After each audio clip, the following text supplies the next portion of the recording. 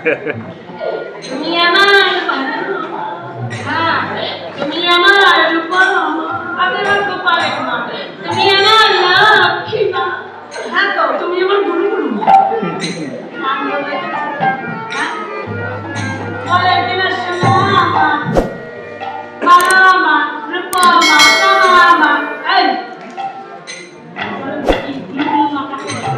মামা দুষ্টু গোপালের মা হয়তো তুমি না কিচ্ছু বোঝো না দেখো না মাতার ছোট্ট সন্তানকে বলে নিয়ে আদর করে বলে আমার সোনা ময়না দলেন কোলেন টিলা ঘুঘু যখন নাম আর খুঁজে পায় না তখন মা আদর করে বলে মা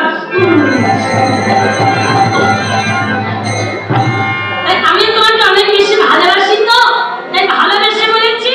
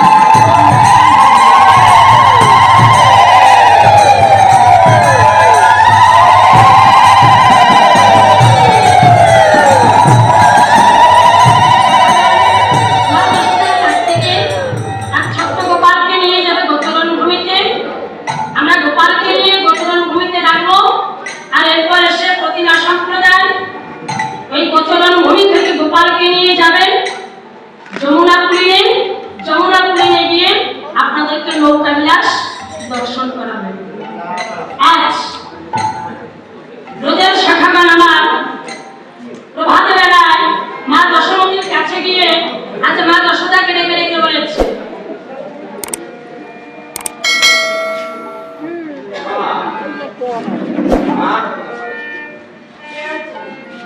গোপালকে ডেকে দাও।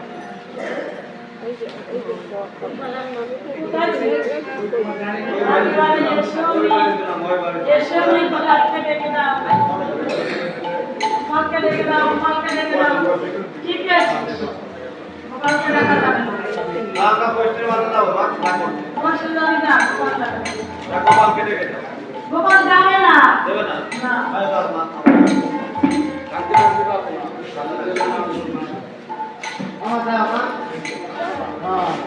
আমার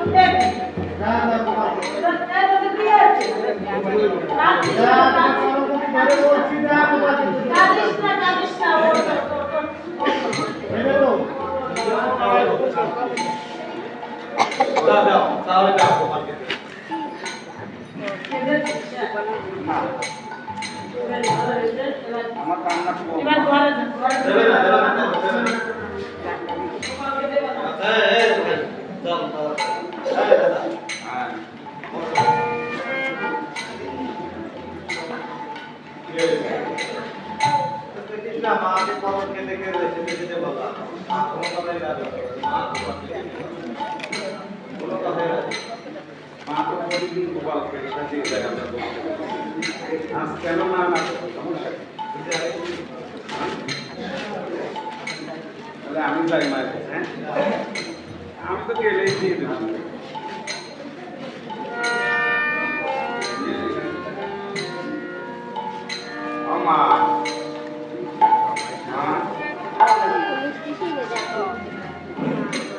আবার তুই এসেছিস রাম?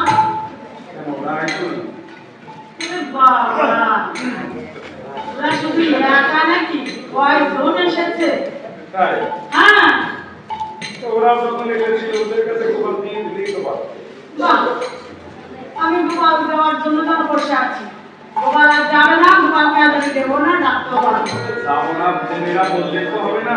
না না, আমরা গোপাল হচ্ছে রাখাল রাজা, আমরা সবাই স্বাধীন প্রজা। হ্যাঁ, রাজা যদি বসবে না আমরা কিন্তু কি করবো? আমি তো তা জানি, কিন্তু আজ দেবো না গোপালকে বাবা। ভালো করা। এই, আমার মন কবে খারাপ? সব থেকে তো গোপালের মায়ের মন ভালো নাকি? প্রতিদিন তো দেয়, আজকে আমার না দিতে ইচ্ছে করছে না, আমার গোপাল না ঘুমিয়েছে জানিস বাবা। এই, তোর মা ডাকছে।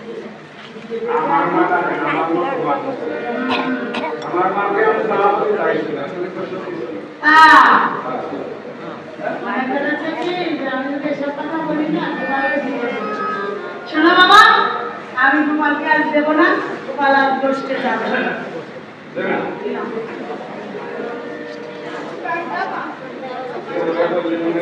অবস্থা?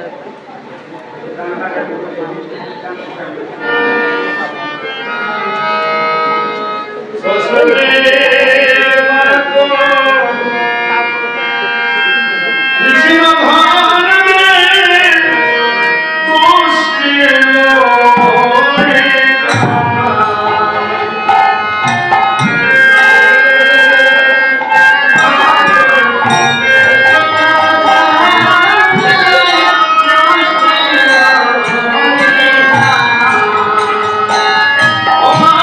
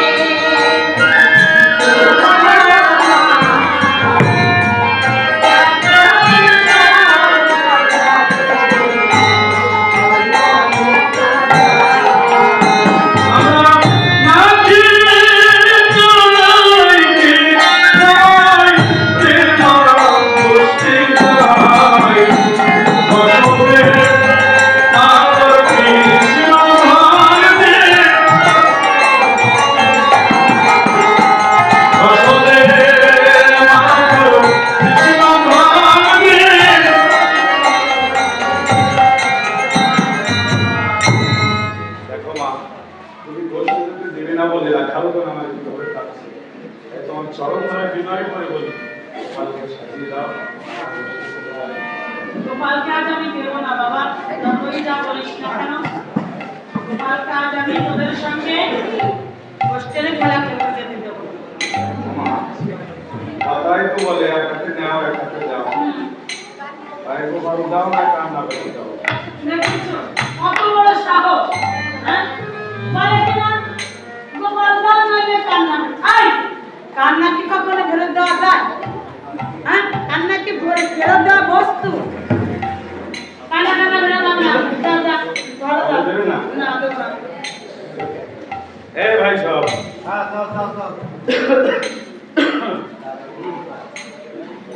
কই গোপাল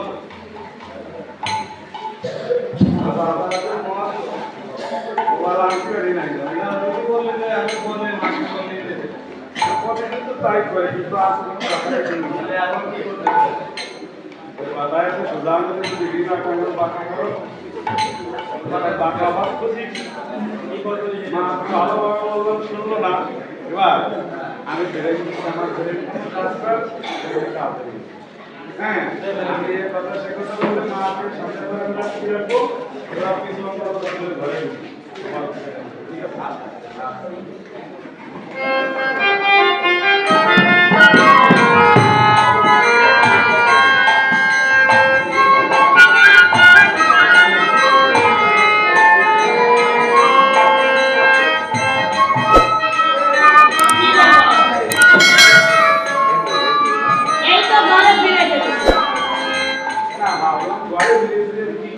আমিও তো ভাবলাম যে না ঘরে ফিরে গিয়েছে, এবার আমি গেছি। কেন? সারাদিন যখন বসতে যাব না, বাড়ি গিয়ে নিজের মাকে না যাবে না আমারে দাওয়াত দেব না, তুমি বাড়ি যাও কিন্তু তোমার মাকে দাওয়াত দিও না না, ওই বললে হবে না। এ বাবা খাওয়া করে যদি তুই তো দবি খেতে চাস না, এখন দবি চাচ্ছিস কেন? কি বুঝে? আমি তোর মনের মিলান কিছু বুঝতে পারছি না। হ্যাঁ তুই সব আমার কথা যাবো।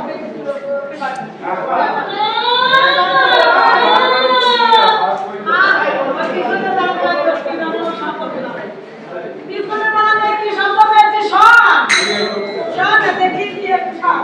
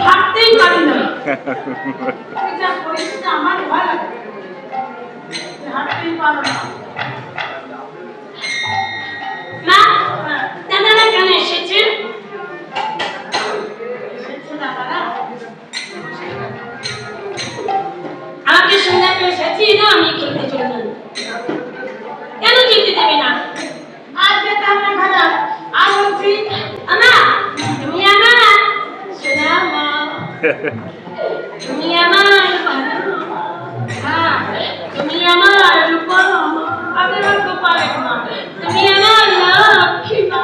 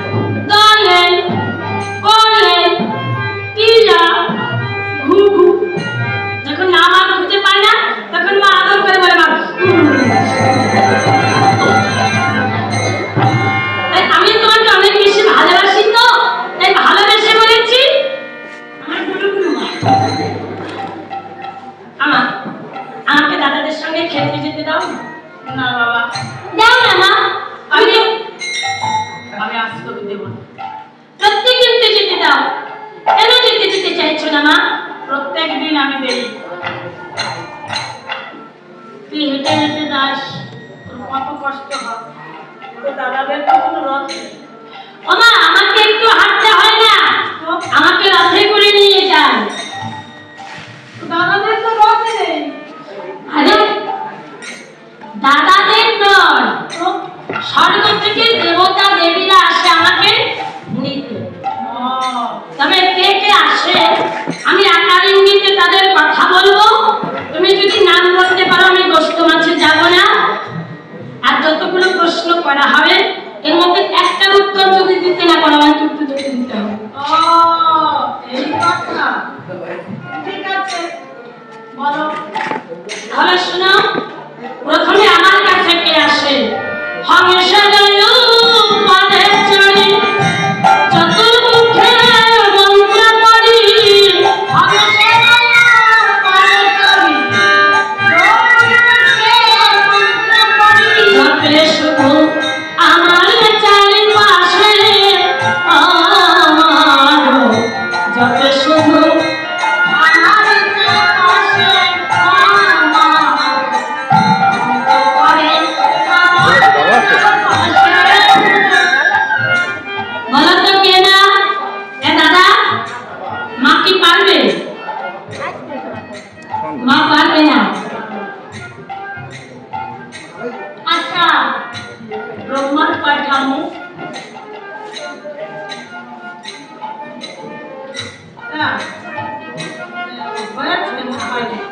চলো বলতে পারো না মা? খাওয়া দাওয়া করেনি, আমার বাচ্চা খেতে দেয়নি, একটু জোরে কথা বলো, আমি শুনতে পাই না। ঠিক বলেছ, ব্রহ্মাদেবের 4টি মুখ, চতুর্মুখে ব্রহ্মাদেব নাম জপ করে। আরো আসে, আরো কি আসে জানো?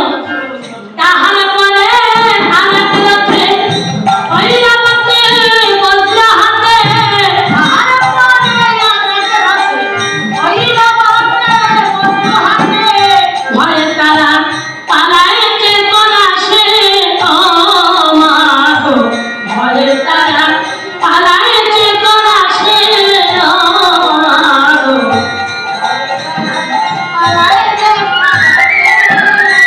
কেন মা? ওই দেবতা যখন আমার কাছে আসে আমার শাখাগণ সবাই ভয় পেয়ে পালিয়ে যায়।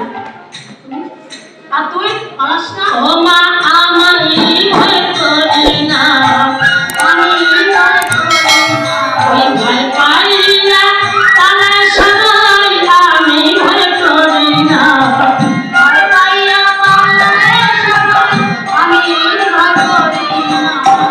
ওই দেবতা যখন আমার কাছে আসে আমার শাখাগণ সবাই ভয় পেয়ে পালিয়ে যায়, কিন্তু আমার ভয় করে না।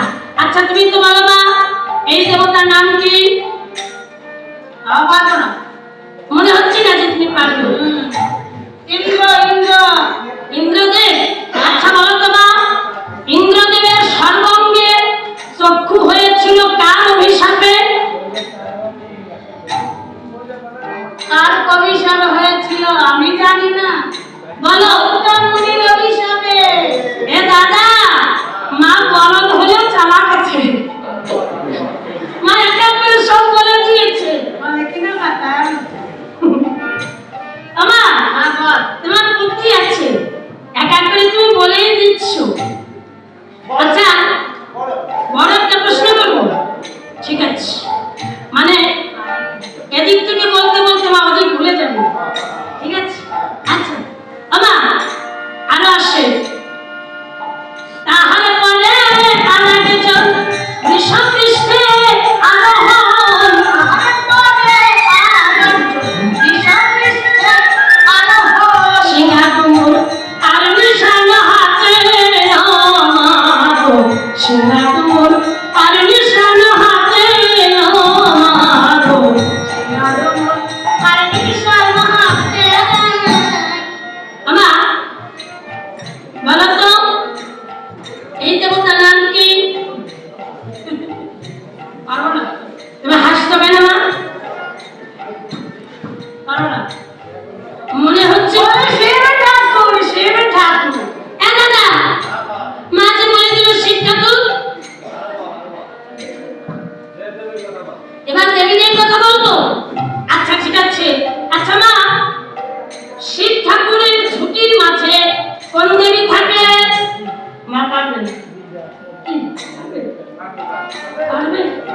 আমি তো বসতে যা হবে না। আমার শিব ঠাকুর তুমি জানো না? জানি, গঙ্গা দেবী, গঙ্গা দেবী। নাইটা বলে দিল। আমার আরো আসে কারা? তাহার পাশে আরেক নারী তুলনা তার দিতে নারী। তাহার পাশে আরেক নারী তুলনা তার দিতে নারী। রূপে তাহার জগৎ ভুলায় ও মা গো, রূপে তাহার জগৎ ভুলায় ও মা গো, রূপে তাহার জগৎ ভুলায়। আমার সেই দেবীকে দেখতে কেমন জানো? সে মাকে দেখতে ঠিক তোমারই মতো গো, তোমারই মতো গো। দশ হাতে যদি না থাকে তো তোমারই মতো গো, দশ হাতে যদি না থাকে তো তোমারই মতো গো। দশ হাত যদি না থাকতো ঠিক তোমার মতো দেখতে হতো। গোপাল, মাকে যদি মামা বাড়ির কথা বলিস,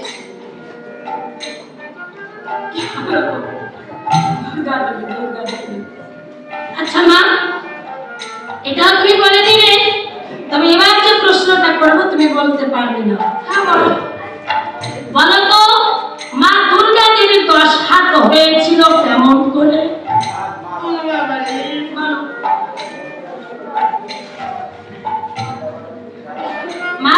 মা দুর্গা দেবীর 10 হাত কেমন করে হয়েছিল বলো।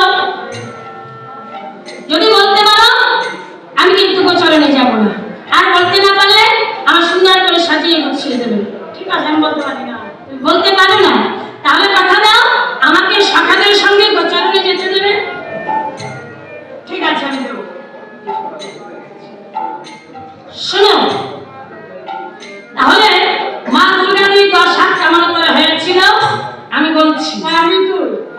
আমি পারি না, আর আমার গোপাল হয়ে ও বলে পারবে। ঠিক আছে বল। আমার বললে আমি তো পারবো না, তুমিও পারবা না। পারবো পারবো পারবো।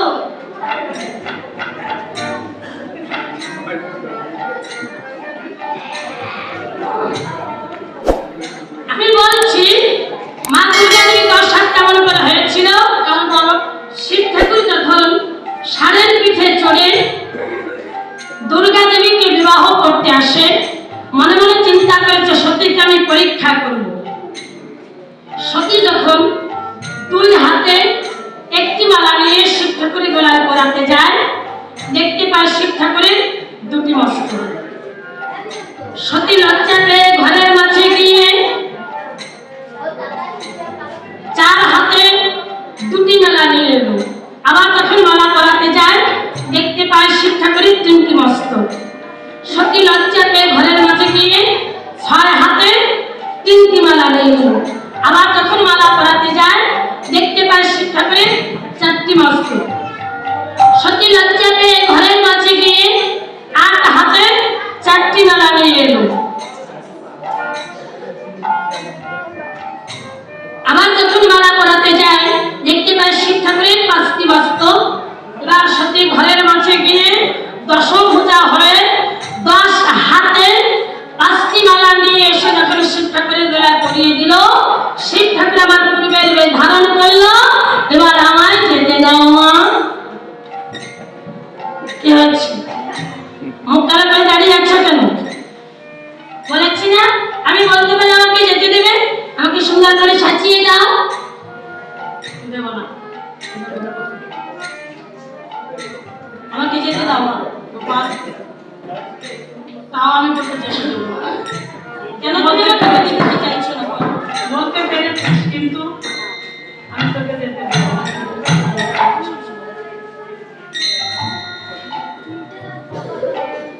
কেন তোকে যেতে দেব না জানিস? কেন যেতে দেবে না মা? আমি আজ বয়সীতে একটা স্বপ্ন দর্শন করেছি। বলেন তুই আমাকে ছেড়ে ওই খেলার সাথীদের ছেড়ে তুই অনেক দূরে চলে যাচ্ছিস গোপাল। আমি তোকে আর খুঁজে পাচ্ছি না। মনিমাকে হাতে করে এই বৃন্দাবনে আছে আমি কত নাচতে দাঁড়াই, কিন্তু আমি তোর ডাকের সাড়া পাই না।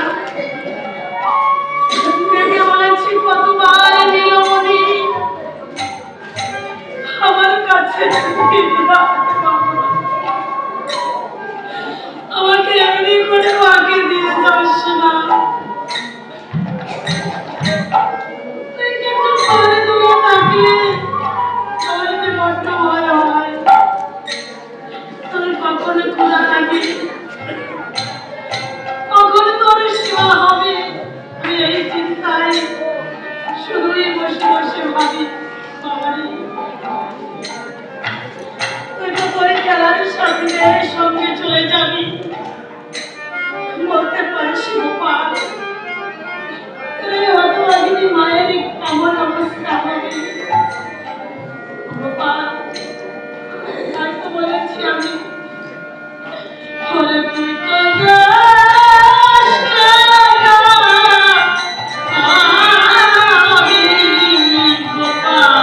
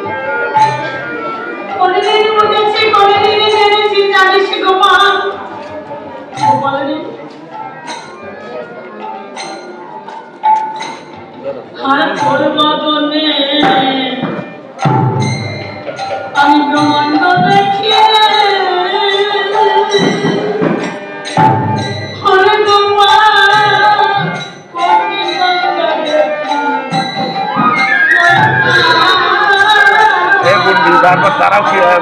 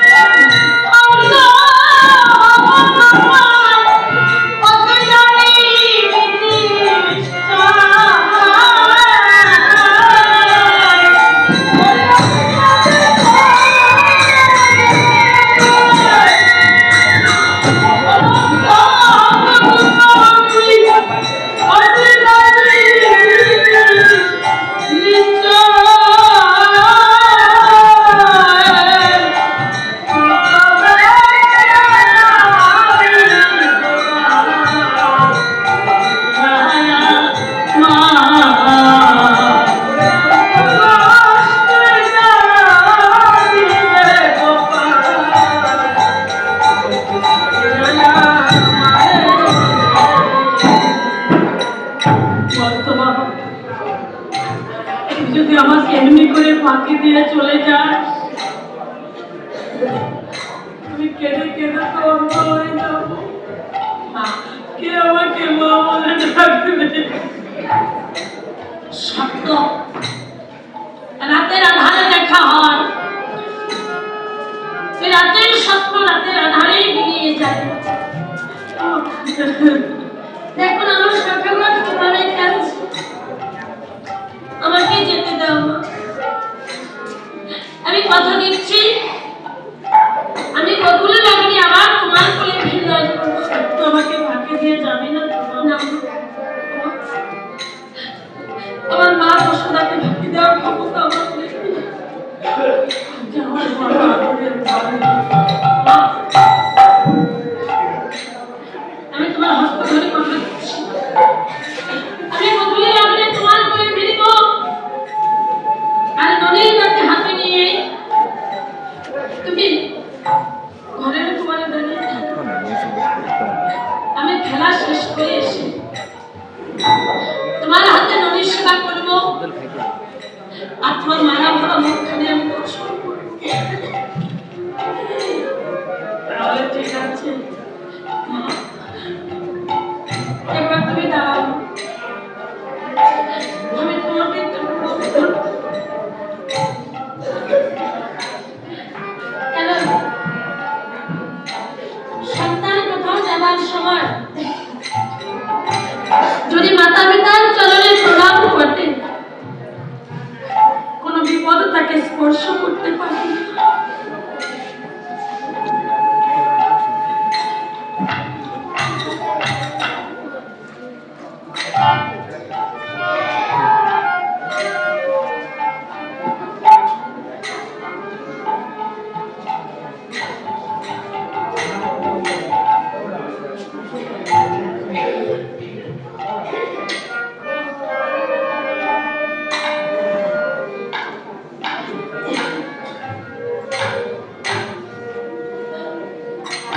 বাবা, আমি তোকে আশীর্বাদ করলাম, তুই যে প্রান্তেই থাকিস না কেন,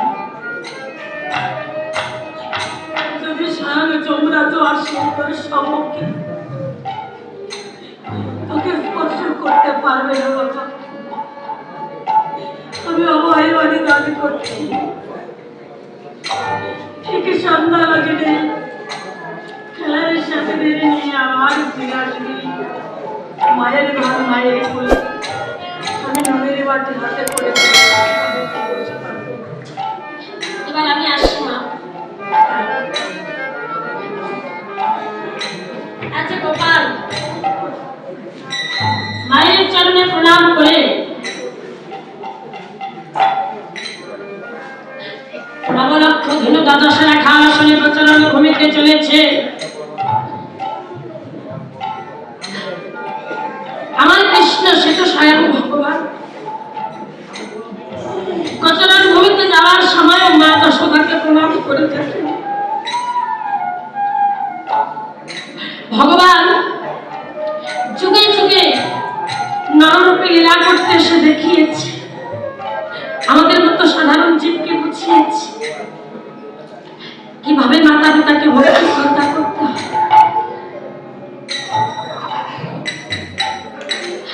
গৃহ থেকে কোথাও যাওয়ার সময়, ব্যবসা ক্ষেত্রে যান বা চাকুরি স্থলে যান বা বেড়াতে যান, ঘরে যদি জান্ত প্রতিমা মাতা পিতা থাকে, তাদের চরণে প্রণাম করে ঘর থেকে বের হতে হবে।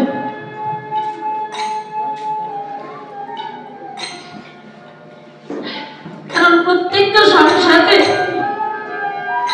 মাতা পিতাই হচ্ছে জান্ত ভগবান, মাতা পিতাই হচ্ছে জান্ত প্রতিমা।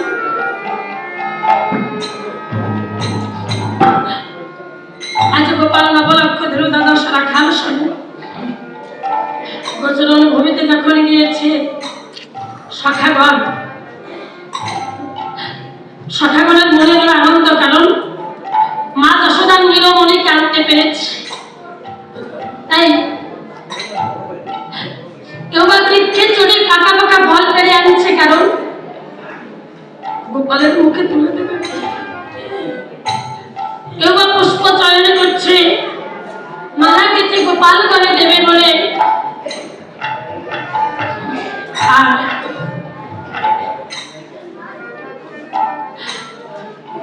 কেউ বা বৃক্ষের ছোট শাখা ভাঙছে, গোপাল ক্লান্ত হয়ে গেলে বাতাস করে। শাখাদের সবার মনে আনন্দ, শুধু আনন্দ নেই, আমার ছিল আনন্দময় অন্তর। গোপাল নীরবে দুটি চোখের জল ঝরাচ্ছে। এমন সময় শ্রীদাম শাখা এসে ডেকে ডেকে বলেছে,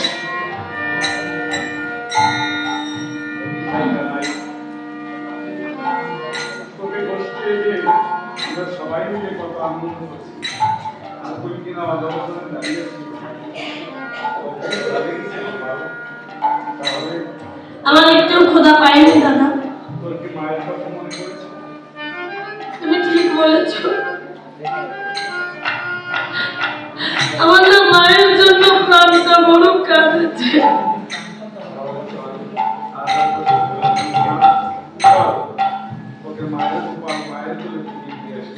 দাদা, আজ নয় মায়ের কোলে মায়ের গোপালকে ভিড়িয়ে দিলে, কিন্তু কদিন পর তো আর মায়ের গোপালকে মায়ের কোলে ভিড়াতে পারবে না। কেন জানো? আজ আসবার সময় মা বলেছিল, ঋষিকে একটু স্বপ্ন দেখেছি যে মাকে ছেড়ে আমি অনেক দূরে চলে গেছি। ওই স্বপ্নটা মাকে কে দেখিয়েছে জানো? ওই স্বপ্নটা আমি মাকে দেখিয়েছি। কেন দেখিয়েছি? এখন মাকে ছেড়ে যে আমার চলে যেতে হবে না, যেদিন অকল্পনে রাত্রে আসবে, অকল্পনে রাত্রে ছেড়ে চলে যেতে হবে আমার মথুরায়। দাদা,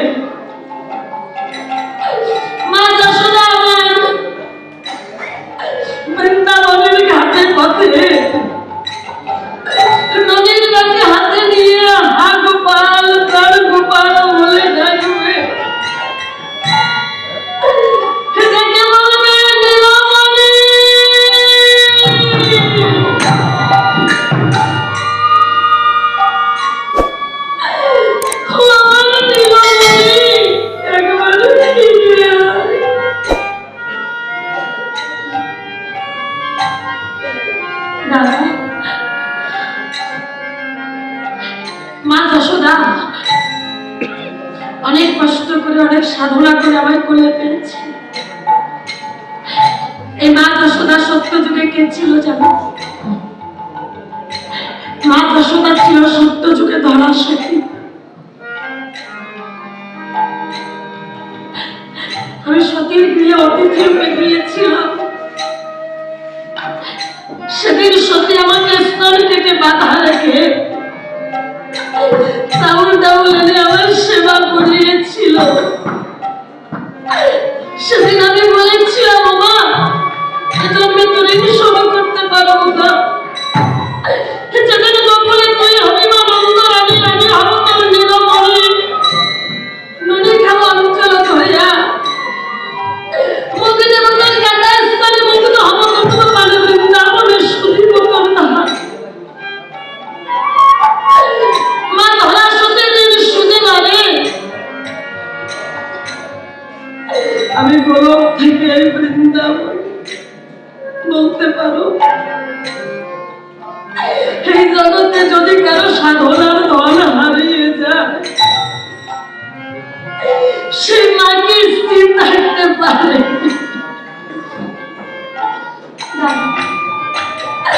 তাই তোমাদের কাছে আমার বিনতি, আমি চলে যাওয়ার পর যখন আমার মা যশোদা হা গোপাল তার গোপাল বলে কাঁদে, তোমরা কথা দাও আমার মাকে, তোমরা একটু মা মা বলে ডাকো। তখন পাগলিনীর মতো ঘুরবে বৃন্দাবনের পথে পথে, নদীর মাঝে হাতে নিয়ে ডাকবে। তখন সবাই তোমরা আমার মাকে একটু মা মা বলে দেখো। তাই তো বলেছি দেখো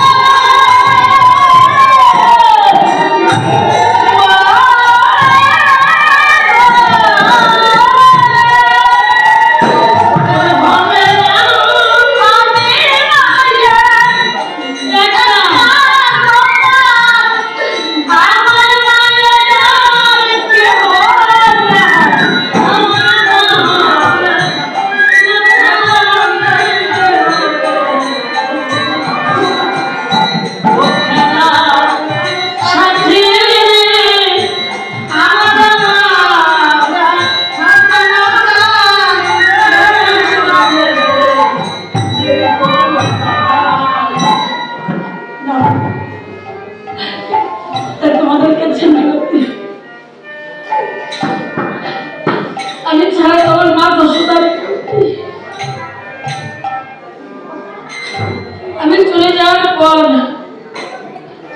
যখন আমার মা বৃন্দাবনের ঘাটের পাশে নদীর পাশে হাঁটতে নিয়ে আমায় খুঁজবে, তখন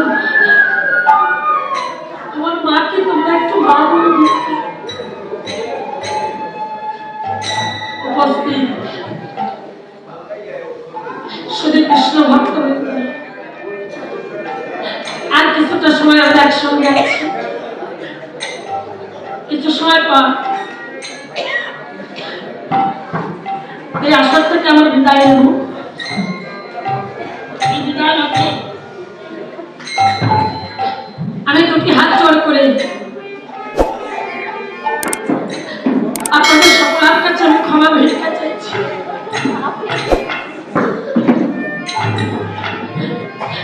আমি এর জন্য ক্ষমা ভিক্ষা চাইছি।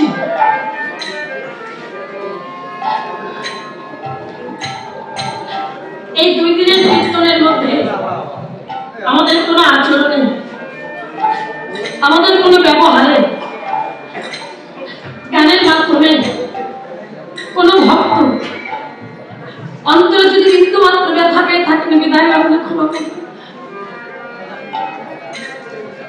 ক্ষমাটা কেন চাইছি? আপনাদের সঙ্গে যদি আর দেখানো হয়, একটু যদি শেষ দেখা হয়, কারণ আমি তো জানি না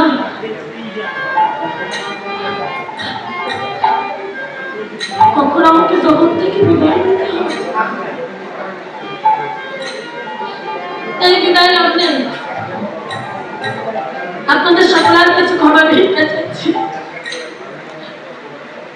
আর এই আপনি আপনাদের কাছে আশীর্বাদ ভিক্ষা চাইছি। এই কমিটিতে আমার যে দাদা ভাইরা আছে, যাদের অক্লান্ত পরিশ্রমে বৃন্দাবন গড়ে ওঠে, আশীর্বাদ করবেন আমার কমিটি দাদা ভাইরা যখন যেন প্রত্যেক বছর এমনি করে বৃন্দাবন মিলাতে পারে, সবাইকে যেন গোবিন্দ দীর্ঘ জীবন দেয়, সুস্থ রাখে, ভালো রাখে। আর এই আসলে যত ভক্ত আছে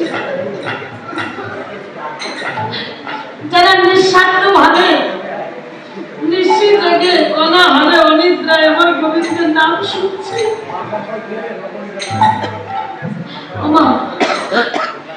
আমার আশীর্বাদ করার ক্ষমতা নেই।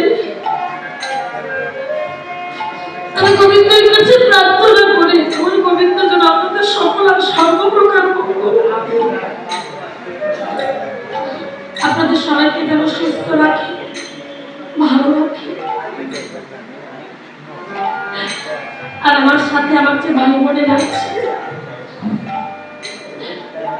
আমাদেরকে সবসময় বলি জগৎ থেকে কখন বিদায় নিতে চাই না।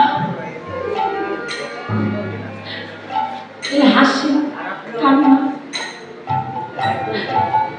এই গানের মধ্য দিয়ে হারিয়ে যেতে হবে। এই জগতে কেউ চিরস্থায়ী নয়, ক্ষণস্থায়ী। এখন আছি, হয়তো বা একটু পরে থাকবো না। তাই বিদায় লগ্নে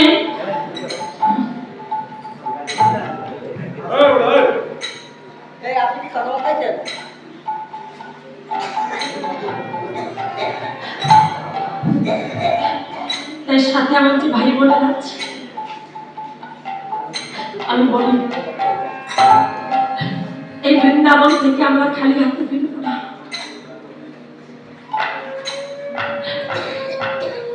আমরা বৃন্দাবন থেকে নিয়ে যাব, আমরা নেব কি এই বৈষ্ণবের চরণের ধুলি।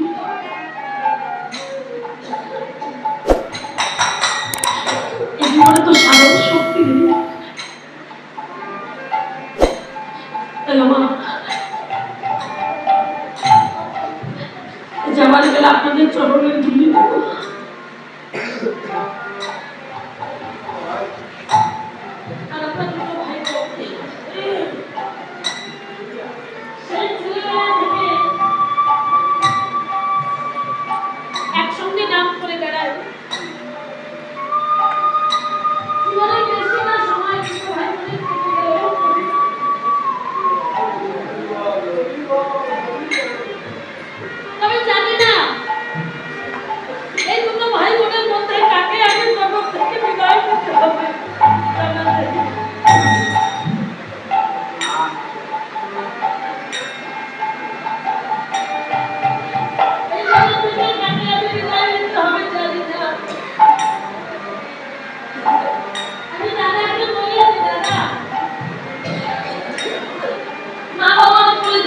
এসেছিস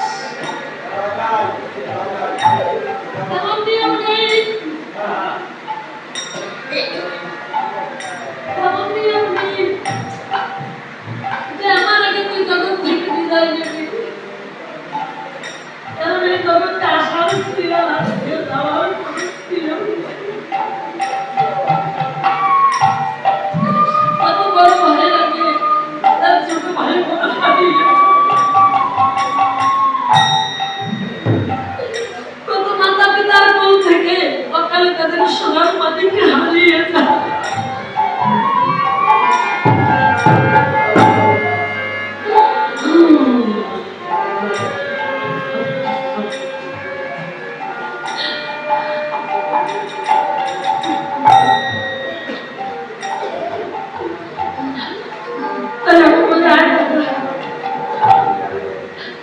বৃন্দাবন থেকে খালি হাতে ফিরব না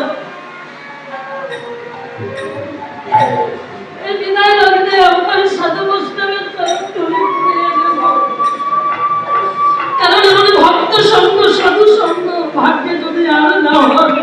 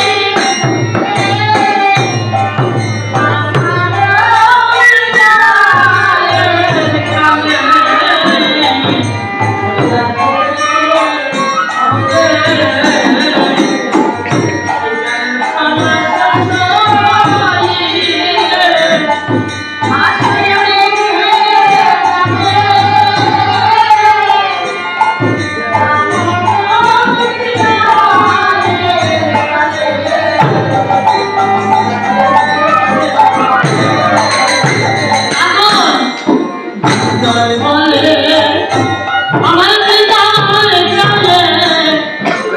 কেউ দিও না গালি জবর দিও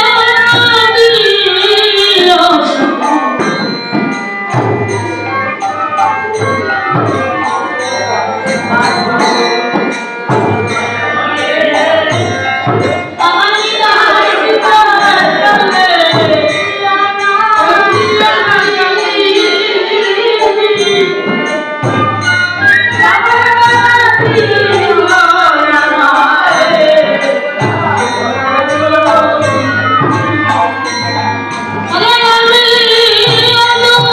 চলে